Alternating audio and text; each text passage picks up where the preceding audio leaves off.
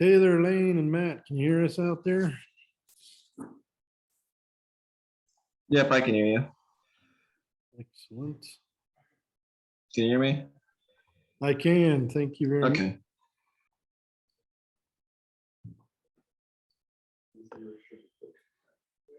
Yeah, all right. Oh, can you reopen experiment 5 and 6 for me, please? I was busy over the weekend and forgot to do them. Plus, it was still sort of the question. Instead of the, like, permanent. Did I not fix that? I thought I fixed it. Now let's take a look.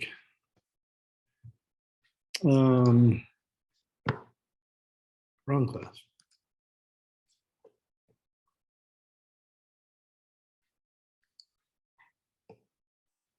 I did not answer. I had a bunch of people that send me questions late on Saturday and Sunday, and I haven't answered those yet, but I will get to those. I promise I will work on that today. Say 5 and 6 are not.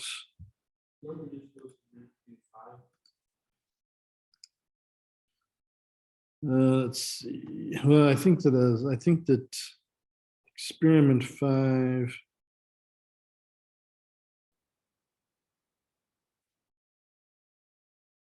But we're in chapter 6 right now, right? Yep, we're in chapter 6. Experiment 5 I fixed so that there are the correct questions in it, I believe. But I'm going to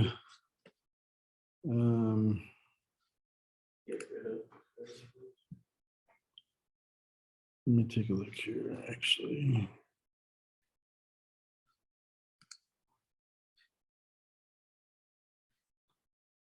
Lab 5 is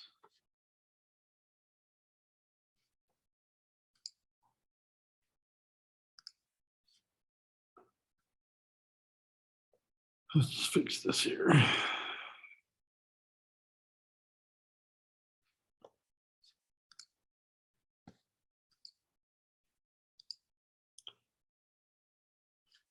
Yeah. I think I'm going to keep that and leave that as lab 5 because eventually I'll put that back with chapter 5 probably. And then experiments, let's change the due date on that so I can.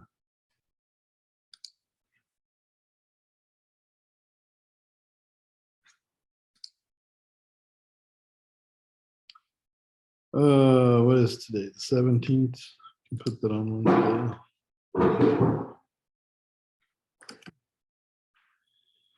And then experiment 6.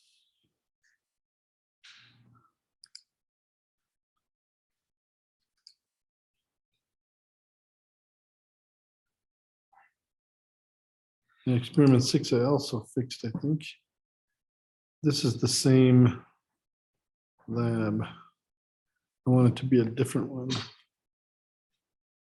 I don't think I actually had experiment 6.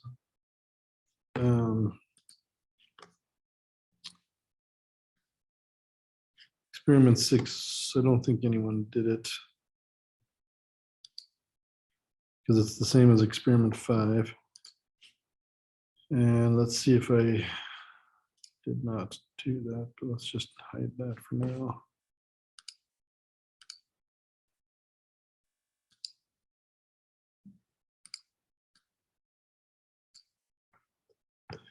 We'll fix that later. Our next lab, which would be for be under chapter 7, working kinetic energy, we do have a lab for that one. So I will get that one put together.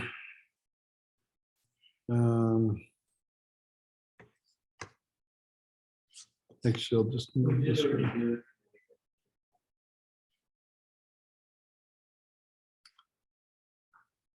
We did? That wasn't intentional. I must have put the lab in the wrong place, but we'll do some other stuff here. we'll do some other labs and I'll get those put in for this coming chapter. We still have to finish chapter 6, so. Right now, we have chapter 6 due tomorrow. We're going to finish up chapter 6 today. I know I keep saying that, but we're really going to do it. And then we will do chapter 7 on Wednesday and Friday and hopefully be done with that quickly.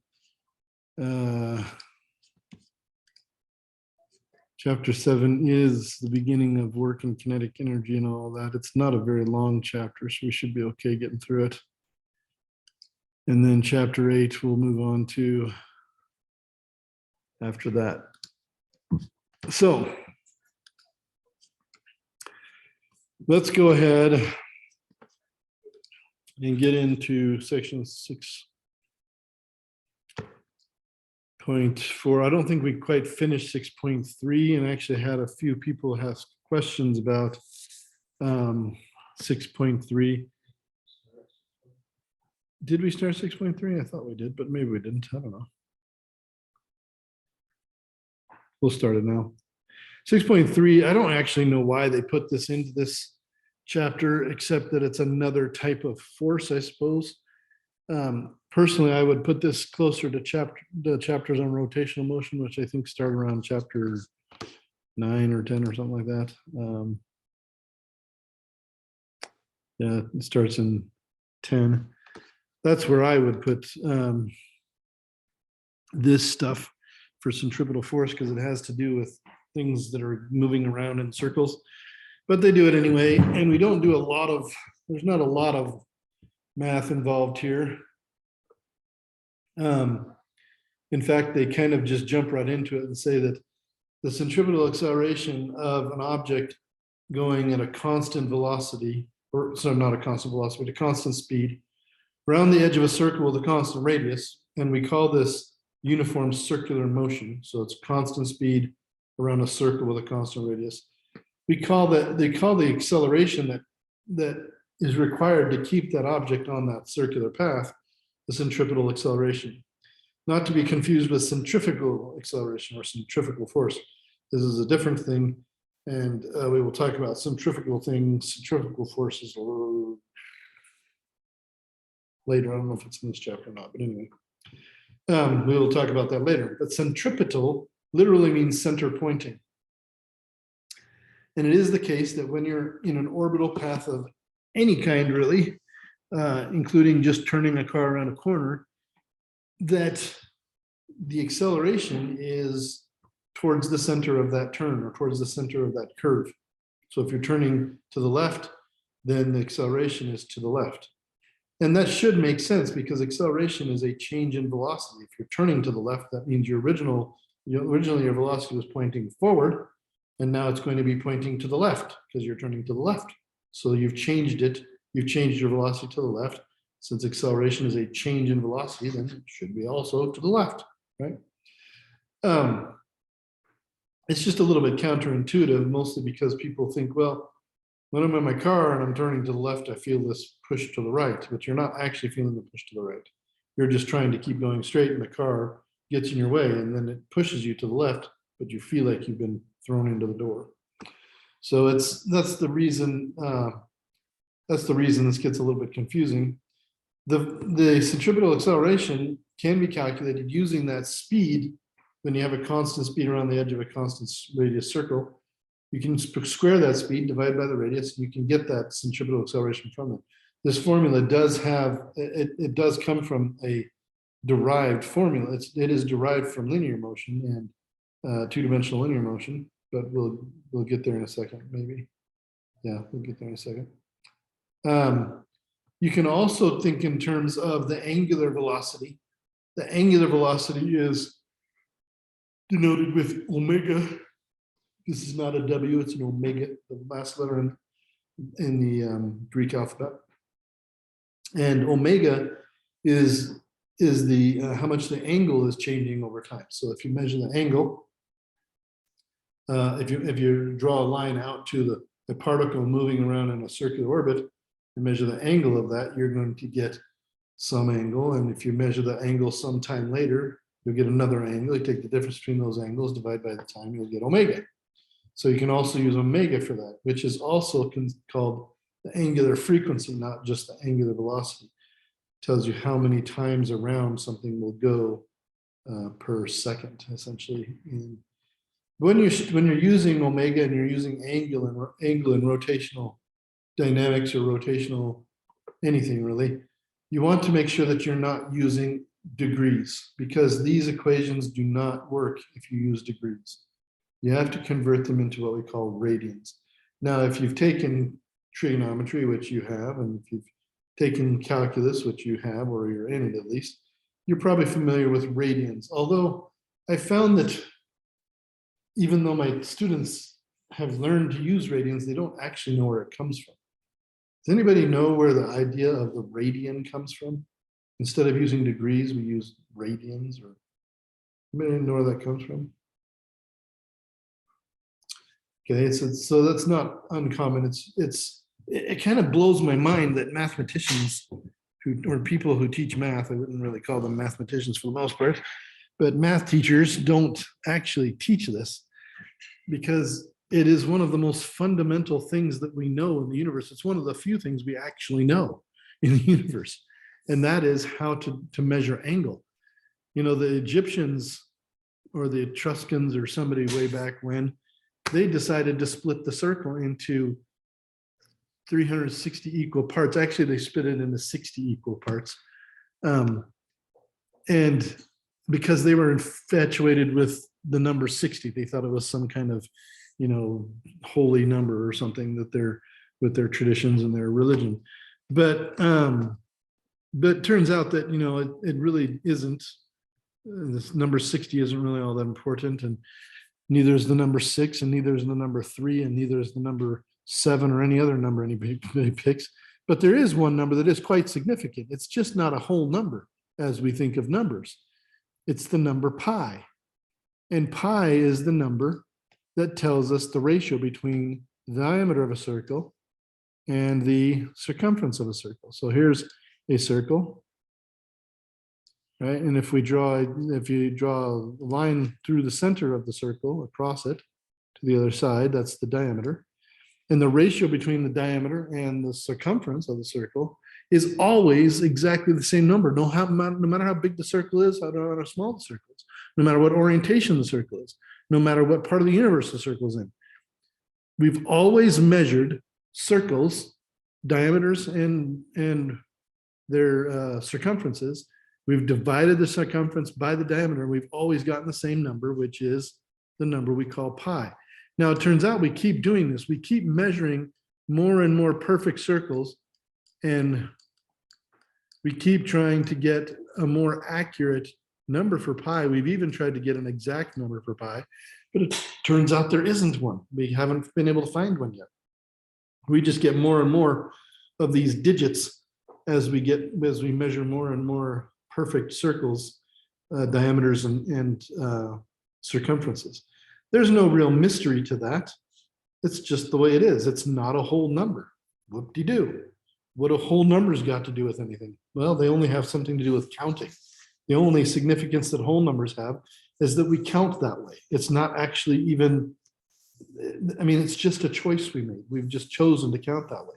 Why do we choose to count that way? Why don't we count taller people as more of a person than a shorter person? Scientifically, that makes sense, right? You're 1.73 people. You're 1.2 people, right? Yeah, tall people like that. They get counted more, right? I like it too, because I'm fat. So if you measure by mass, you're good. I'm like 2 people.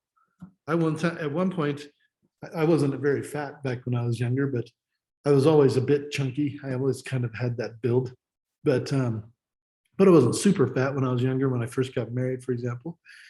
But even when I was first got married, we had 3 kids and my wife, and we went to a dinosaur museum, and we put all my kids. They had this huge scale where you could weigh a bunch of people and see what kind of dinosaur you would weigh as much as, right? So we put all my family on the scale, my wife and my 3 little kids, and they were all under the age of 4. But they all got on the scale, and I still weighed more than all of them combined. I weighed less than 200 pounds. My wife is quite small. She's 4'11", and at that time she weighed probably about 95 pounds. And so, but still, I think that's pretty funny. Anyway, so, where were we? Oh, yeah, here we go. So this is where this comes from. It's this ratio. So if a full circle has 2 pi times as many, 2 pi times as much length as its diameter. So we decided to use that number 2 pi for the amount of angle in a full circle. It's a random decision, except that it's related to circles, right? So it's not nearly as random as 360 degrees.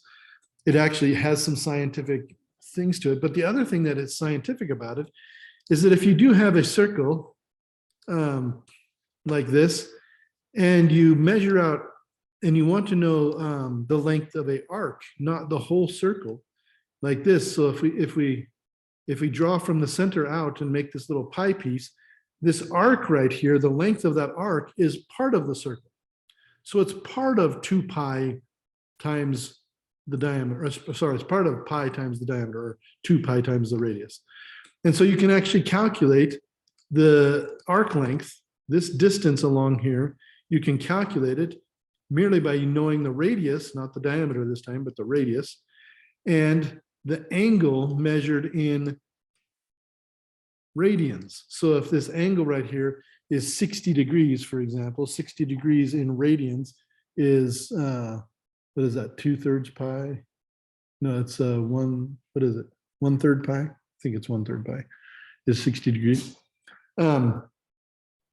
So if it's 1/3 pi and that's 60 degrees, then you can take that angle theta and multiply it by r, and that will actually tell you the length of this thing here. We usually call it something like S or something, whatever. I think they call it S in this book. So that's a very simple calculation. If you measure in radians, then all you have to do is multiply radius times radians to get arc length, right? Well, and that's very useful because we actually have something so that we can calculate kind of in our head, or calculate something very simply. If you do this using degrees, you have to actually convert. You're going to end up converting to radians. And so anyway, that's where it comes from. It comes from this idea that a full circle has a circumference that is 2 pi times the radius of the circle. And if we just take part of that circle, or an arc length from that circle, it's equal to the radius times the angle that sweeps out that arc length. And that's a very useful tool. It's much more useful later on as we get into rotational kinematics and dynamics and so on. But let's go and see where this comes from. Where does this? Oh, and also if you're going to have a force that creates this centripetal acceleration, then you just multiply by the mass and you get a centripetal acceleration. So that ends up giving you 2 more formulas for the centripetal force that creates that centripetal acceleration. Now, where does this come from, really? Let's see, they don't actually show where it comes from. That's okay. We'll leave that, we'll leave that for a later day to derive that, and we'll get it. We'll do that in a later chapter. But suffice it to say that it can be derived. As you're going around a circle, this force that you need to provide to create the acceleration changes depending on different things. And you can see here that it's going to depend directly on the velocity. So if you speed up your speed going around the circle, it's going to require more force to keep you on that circle. Right? So if you're going faster, it requires more force, requires more centripetal force. If the radius of the circle changes, if it gets smaller, then it's going to require more force because it's inversely proportional to the radius, right? Also, if the mass gets bigger, it requires more force to keep it in the circle because it's directly proportional to mass. So you can actually solve that for R to calculate the radius that something will orbit at if you give it a particular speed with a particular mass over a particular force. So and these are equations that are used, actually, they're used by Nebraska Department of Roads, for example. They make a turn on a road specifically designed to turn at a specific speed. And it's a little more complicated than that because there's friction involved and other things, but we'll see that later here. So we're actually going to see that right now. What coefficient of friction do cars need when they're turning around a corner on a flat curve? So the centripetal force is what we're going to need to calculate, but the centripetal force is going to be provided by frictional force. So we're also going to need to have friction involved in this problem. Here is a picture of a car turning a corner. There are three forces involved. There's the weight of the car pushing down, the normal car on the car from the ground pushing up, and those two are going to cancel each other because the car is not going to accelerate up or down. But there's going to be a frictional force. This car is turning left, so this frictional force is going to point towards the left. It's going to point towards the center of the circle that it's turning on. So here's your free body diagram, three forces. Now, the centripetal force always is center pointing, so we know that it's going to be the frictional force, but we also know that it's going to equal mv squared over r, constant radius, constant speed around a circle. So the m will be the mass of the car, v will be the speed of the car, r will be the radius of the turn of the car. We can plug those numbers in that they give us, and we can get a number for the centripetal force, 1,125 newtons. Okay, great. But that doesn't tell us anything about the friction involved. The centripetal force is provided by the friction. The friction is the centripetal force, and friction is equal to the static coefficient of friction times the normal force. Why is it the static coefficient of friction?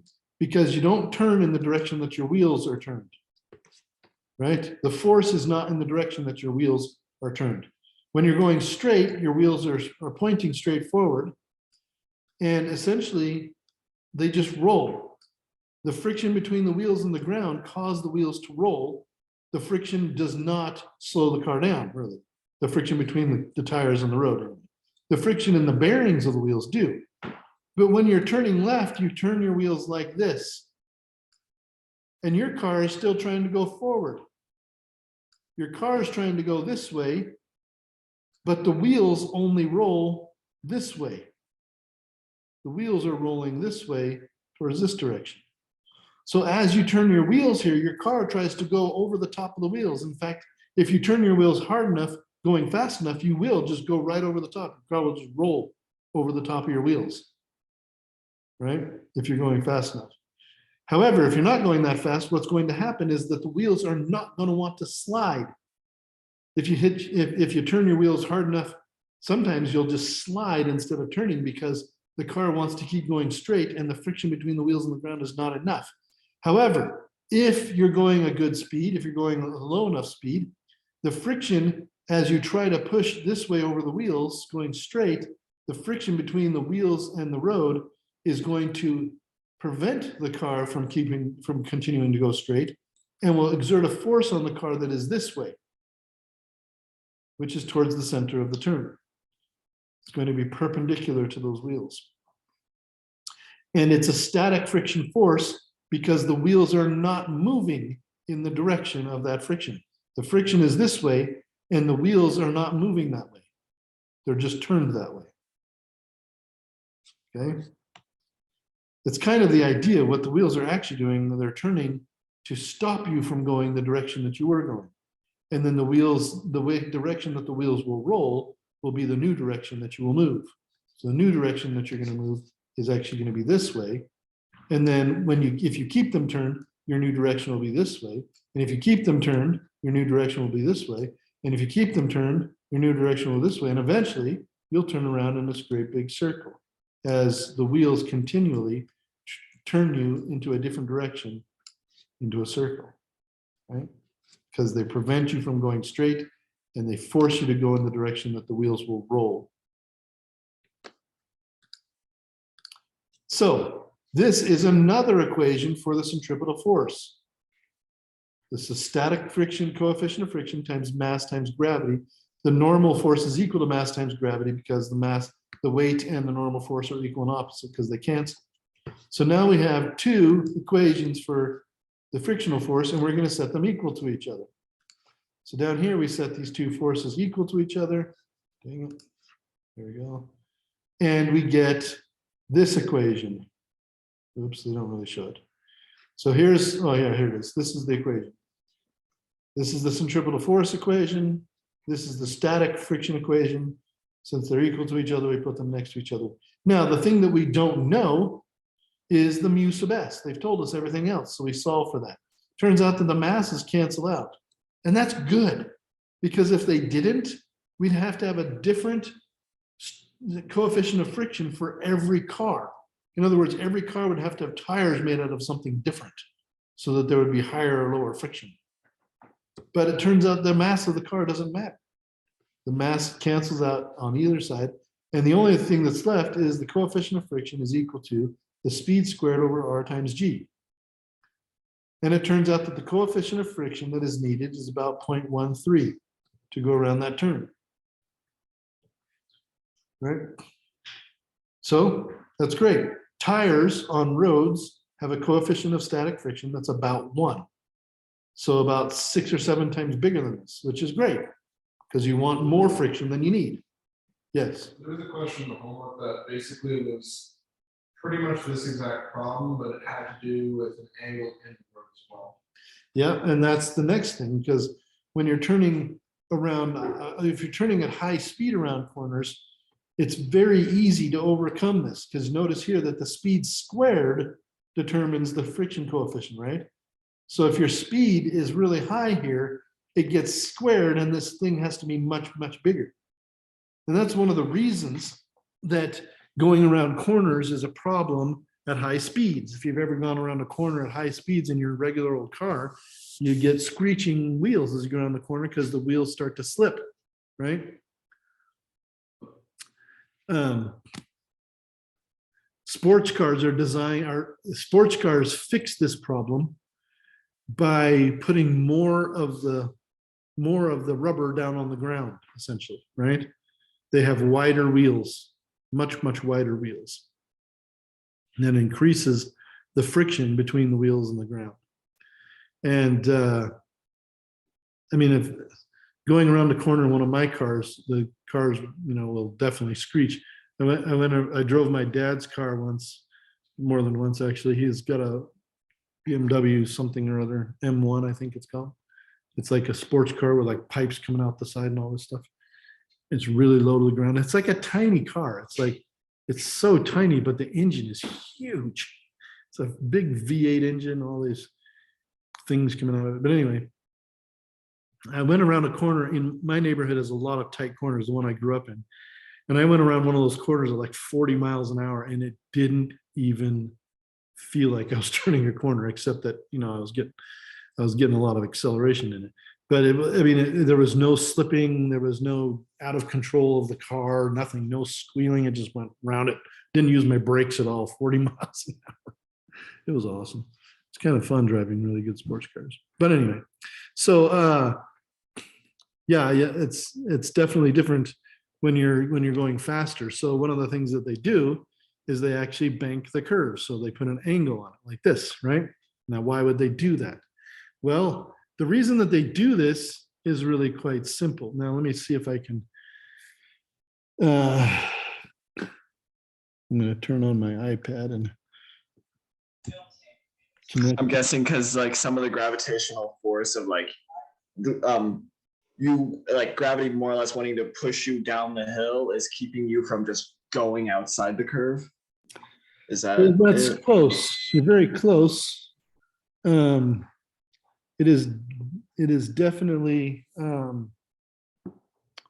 kind of like that, but again, we're still faced with this idea that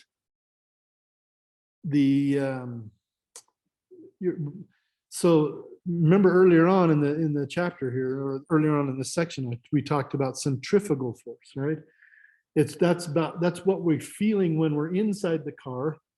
And we feel like we're getting pushed, like if we turn left, we feel like we're getting pushed towards the right door, right?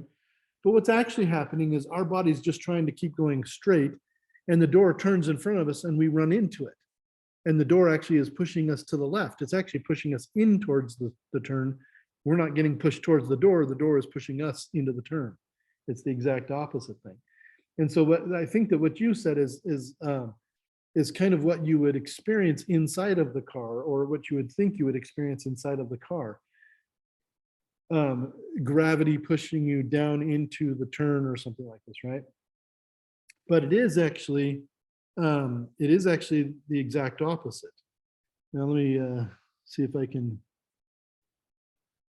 log into this really quick. 921-85057.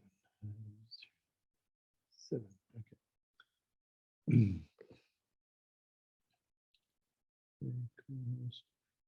No audio. Okay, so what I'm going to do is I'm going to open up my whiteboard now.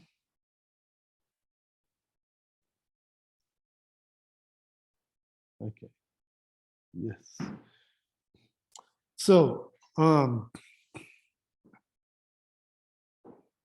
so in this case, we have the car on the slope, and actually I just forgot that I want to do that a little bit differently. So we'll do the car on the slope. We'll make it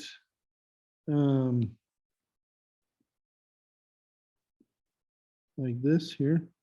Here's our car. We're going to just draw it as a block, essentially. And the weight of the car, of course, comes down like this. That's the weight equals m times g.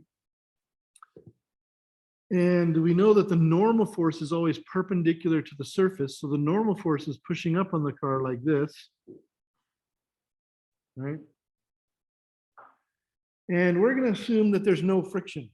We're going to assume that there's no friction at all in this situation. So if this is turning a corner, a banked curve like this would turn the corner to the left. So we know there has to be a force that is going to push the car this way towards the left. We know that there has to be a centripetal force that's this way, but these are actually the only two forces on the car. So where is the force that is pushing this car to the left? Which one of these forces could push it to the left? Can this downward weight force push it to the left? It has no left pushing components, right? If we draw the components of this system where x is horizontal and y is vertical, F sub c is definitely horizontal. It doesn't look that horizontal, but it's supposed to be horizontal because we're turning in a horizontal circle.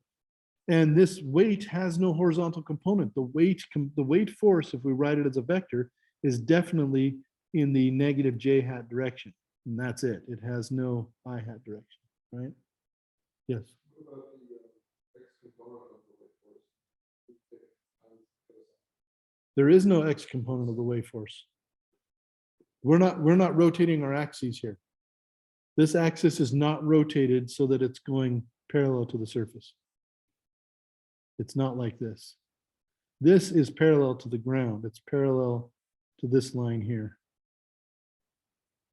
So the weight component, the weight force only has one component, only points in the negative j hat direction. However, the normal force is perpendicular to the slope. It actually has two components, one perpendicular component that points this way, and one horizontal component, and one vertical component. So if we draw our free body diagram, we have the weight pointing down,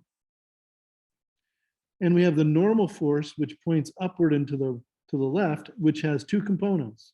It has this component and it has this component, right?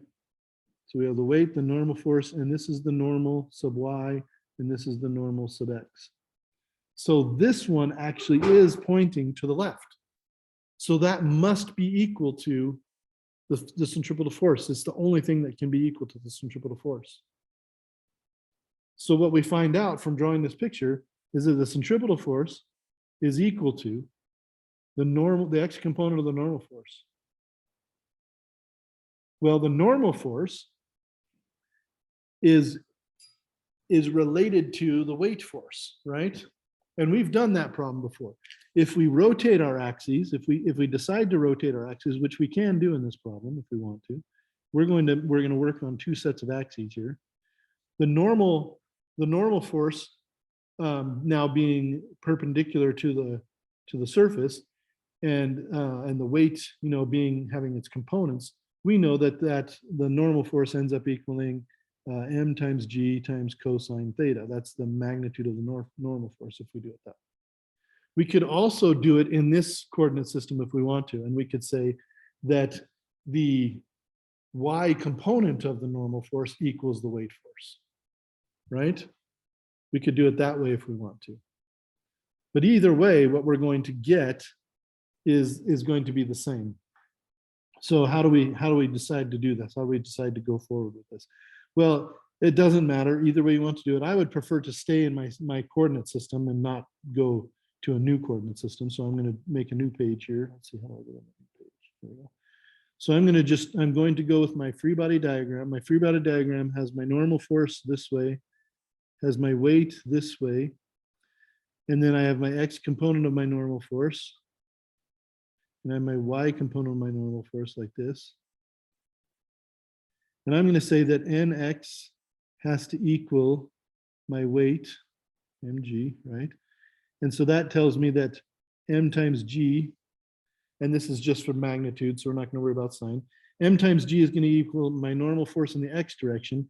Now, whatever angle I'm going to use is going to determine, what it is. This smaller angle in my picture before was theta, so that's going to be my theta. So this over here, the x component of my normal force is going to be equal to n cosine theta. Okay. And that's a little bit different than if I rotate it. If I rotate it, the cosine is with the weight, right? One way or the other, doesn't really matter.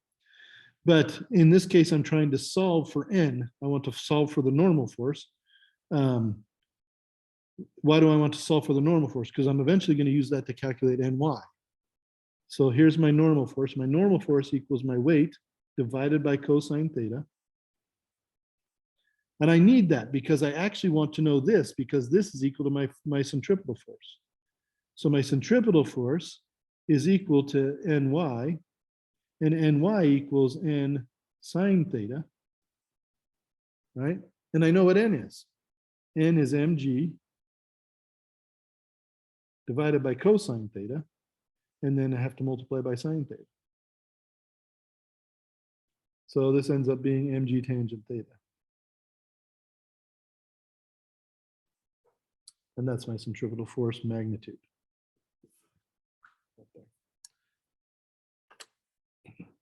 Does that make sense to everybody?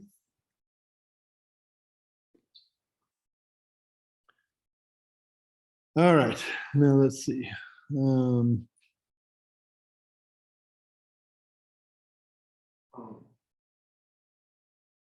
But n defined n was n cosine or cosine of mg theta. Or it was the mg times the cosine of theta was n, not mg over cosine of theta. So the way that we did it before when we rotated our axes,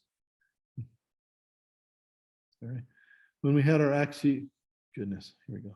When we rotated our axes this way, right?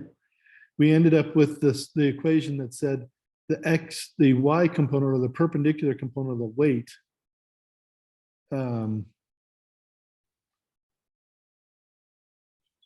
was equal to weight cosine theta, and that was equal to the normal force. That's the equation we got before. Correct. And then you said we rotated it. Now, if in this particular situation, our coordinate system has not been rotated, and we're actually solving, we're solving for now n in a different coordinate system. That's correct. And it gives us something that looks kind of like the opposite, which is what we would expect. We should expect that because we shouldn't get the same answer in both coordinate systems because we're measuring differently. We're measuring different things. In this one, we're actually calculating the normal force. In this one, we're only calculating a component of the normal force, not the entire thing. right? So this one, the one that we're calculating, just being part of it, should actually be less than the entire normal force, which means we need something, and it should be greater than the weight. It should actually be greater than the weight, right? And so if it's going to be greater than the weight, you're going to have to divide the weight by something smaller than 1. Cosine theta is smaller than 1. So that's definitely a check mark there. That definitely is going to be a number greater than the weight. In this case, we're calculating the entire normal force, but it should be less than the perpendicular, it should be less than the total weight. And so you end up multiplying by cosine theta, which is less than 1, by the weight, and that gives you something less than the weight. Does that make sense? Okay. And that can be extremely confusing because we've done this problem where we rotate it, and then now we're doing it where we don't rotate it. You can do it either way. In this particular case, it's easier to not rotate it, and I just know that because I've done it a couple of times. You can also kind of see that when you're looking at what you're trying to calculate. In this case, we're trying to calculate something that is pointing straight up instead of something that is at an angle. So it's much better to just point it straight up, let the coordinate system point straight up. So anyway, any other questions about that? Okay. So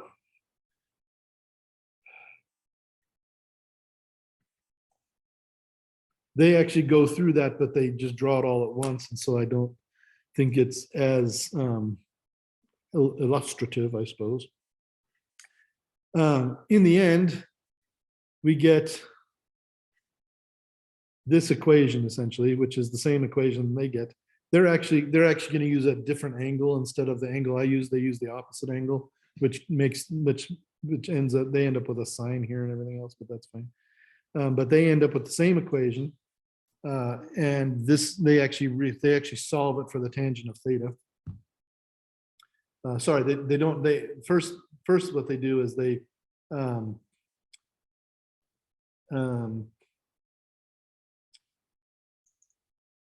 see here.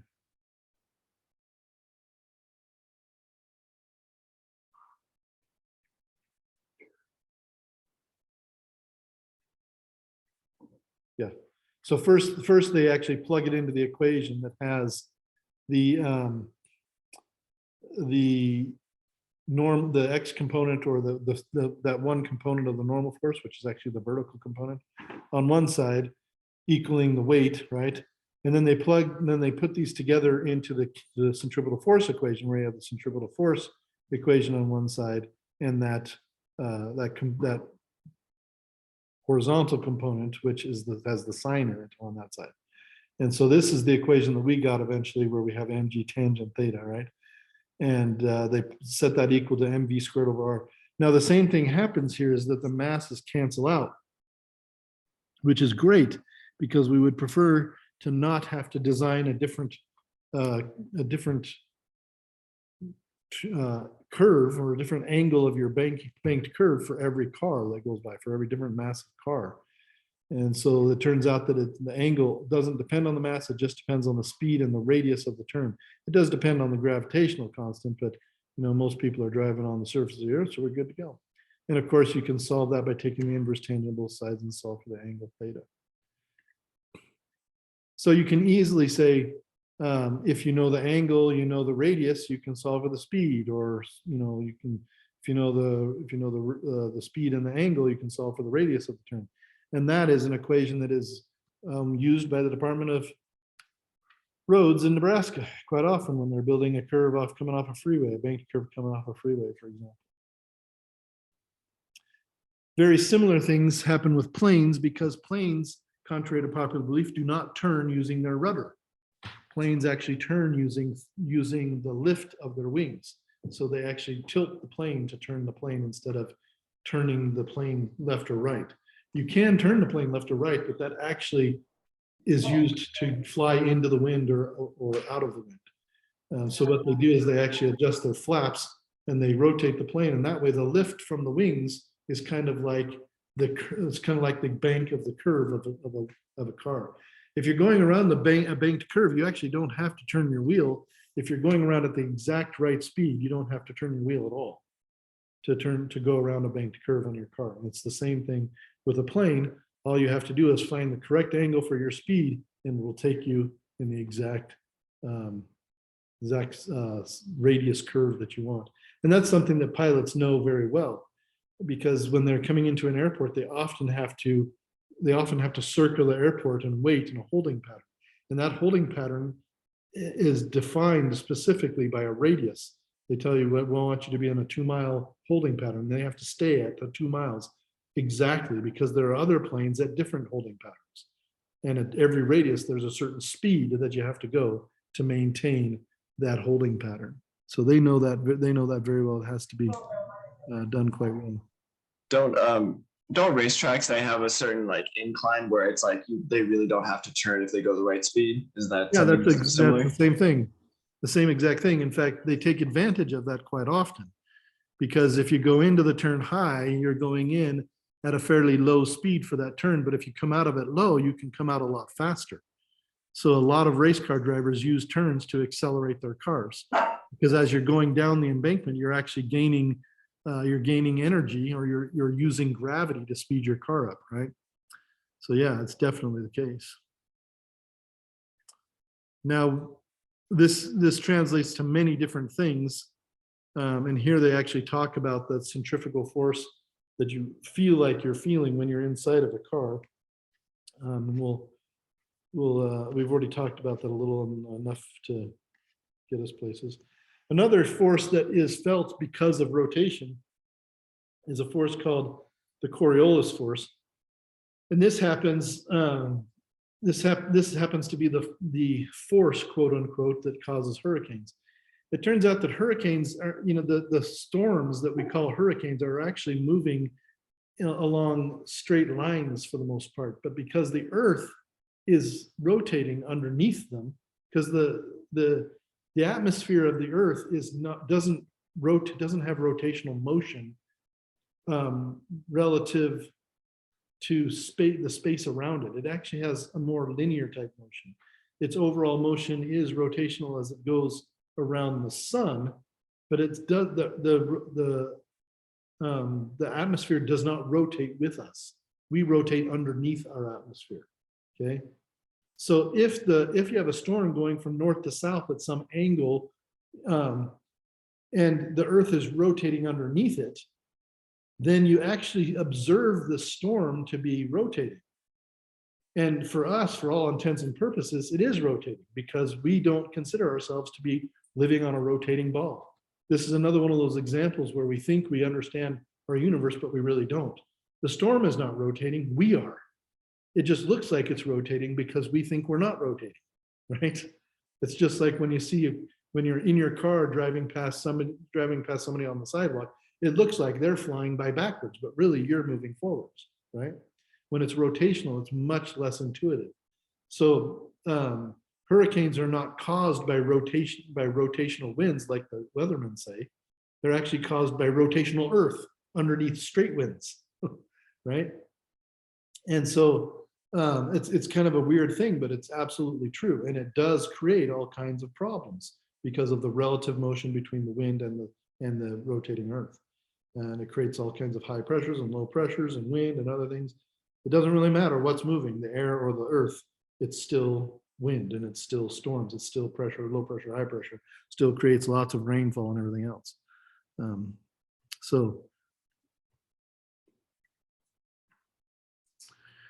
And then the last part is drag force and terminal speed. Drag force is just measured. It's like friction that goes all the way around an object. So it's if an object is moving through air or through a fluid, that friction between the fluid and the object is drag force. And it's a more complicated equation. You have rho, which is the density of the fluid. You have the v, which is the speed of the object. So the more it speeds up, the more drag there is. You also have the area, the cross-sectional area of the object, which you have to know because that determines how much air it has to push out of its way or how much fluid it has to push out of the way. And then you have this thing called C. We don't give you anything more than just this formula because The mathematics behind this formula are far beyond the scope of this class. But the C is what we call the drag coefficient. And it depends on the shape of the object in the direction that it's moving. So a wing, which is called an airfoil, has a very low drag coefficient. And most things that are designed to move through fluids are shaped like wings. They have kind of a small front, but it's rounded usually, and everything is smooth to the back where it gets pointy. And that's what an airfoil is. And then they have a bunch of different drag coefficients for different objects here. Ford Focus, bunch of cars here, obviously. They have for a sphere, a sphere doesn't move through air nearly as well as an airfoil or a wing does. You have skydiver feet first, a bicycle, a skydiver in, jumping horizontally, a circular flat plate. Every different shape has its own drag coefficient that you have to plug into that equation to calculate the amount of drag. Now, if you have somebody jumping out of an airplane and they have drag from the air, that is trying to slow them down. So there's two forces acting on them. There's the mass times gravity trying to speed them up, and the drag is trying to slow them down. So the net force is the difference between them. And if those two things are equal, then the overall force on your body is going to be zero, so you'll have no acceleration. And that's when your body reaches terminal velocity, or an object reaches terminal velocity. You jump out of a plane, you speed up, but the drag increases as you go faster and faster. And eventually the drag is as much as the gravitational acceleration. So you stop accelerating, and you don't stop, you just stop accelerating. So you continue downward at a constant velocity. For a human jumping out of a plane, if they go feet first, it's a couple 100 miles an hour. If they spread their arms and legs out with a wingsuit on, it's more like 50 miles an hour, right? In fact, people have survived jumping out of planes without a parachute with just a wingsuit on, just recently, actually, because they can get their speeds down to like 20, 30 miles an hour and land on water. Or they can convert that speed into a horizontal speed and land running. It's not pleasant, but it can be done. It has been done. So anyway, that's terminal speed or terminal velocity as it relates to falling through a fluid, and they calculate that here. So we are done with this chapter. We will answer all your questions. I'll get those all answered today, and if you have more of them, please send them out to me. I will be answering questions throughout the evening and tomorrow. So we will see you later.